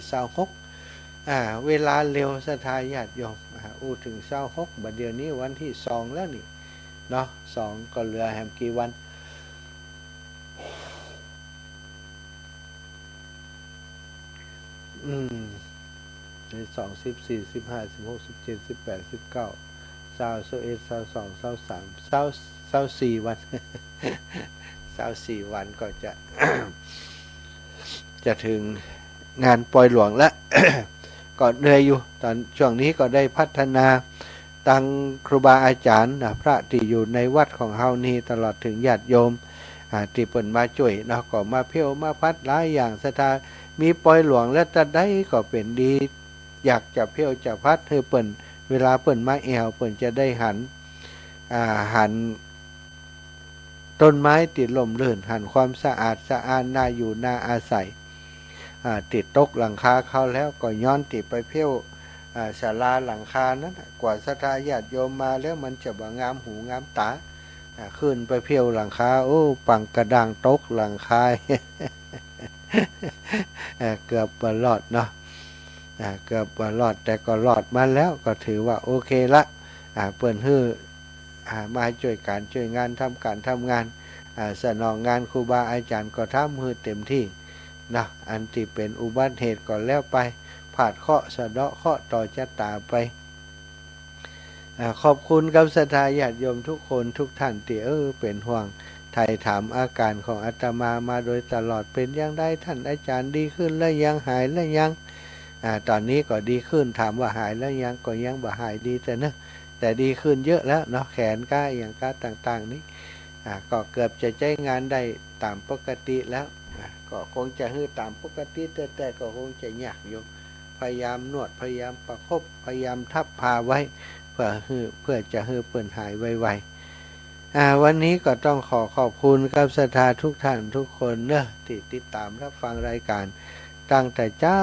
มาแล้วตั้งแต่ตี3นะตี3มาจนถึงจะถึงตี5แล้วเหลือเวลาแหม5-6 กว่านาทีขอบคุณกับทุกท่านทุกคนที่โทรเข้ามาเนอะขอสรุปสายพอสายสักกัมเนาะมีตีไหนตั้งใดพ่องตีเปิ่นโทรมาตั้งแต่เจ้าแล้ว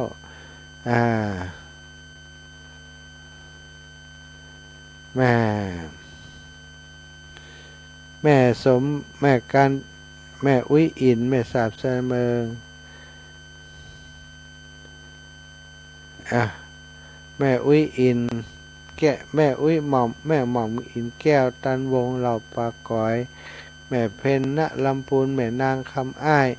แม่อุ้ยอินแม่สาบเสมิงแม่กัญจนาชัยนลินแม่สมบูรณ์วงแสนแม่สิริพรเชื้อเมืองพานแม่สุดแก้วศรีลาพรแฟนพันธุ์แท้แม่จันสมมณีจักจากฝางแม่สำลิดจากนาเหลียงเมืองน่านแม่นวลยอดคำปันกำแพงหินดอยสะเก็ดแม่จงดีเชื้อกันทาจากเมืองฝางแม่สายทองธัญญาแก้วบ้านห้วยการป้อนอันประเสริฐนาน้อยแล้วก็โยมแม่น้อมสุภาวงศ์นะคือศรัทธาญาติโยมที่โทรเข้ามาหาในวันนี้หลายท่านหลายคนก็โทรมาให้กำลังใจโทรมาแจ้งผลการรับฟังก็สำหรับวันนี้เนาะอาตมาภาพก็ต้องขอบคุณทุกท่านทุกคนและก็จะได้นำรายการจากลาศรัทธาญาติโยมไปโดยเวลาเพียงเท่านี้ก่อนขอความสุขสวัสดีจงบังเกิดมีแก่ศรัทธานาบุญทุกท่านทุกคนที่ติดตามรับฟังรายการกันตั้งแต่เจ้าจนฮอดเวลานี้จัตตารโอธรรมาวัฏันติอายุวันโนสุขังภะลัง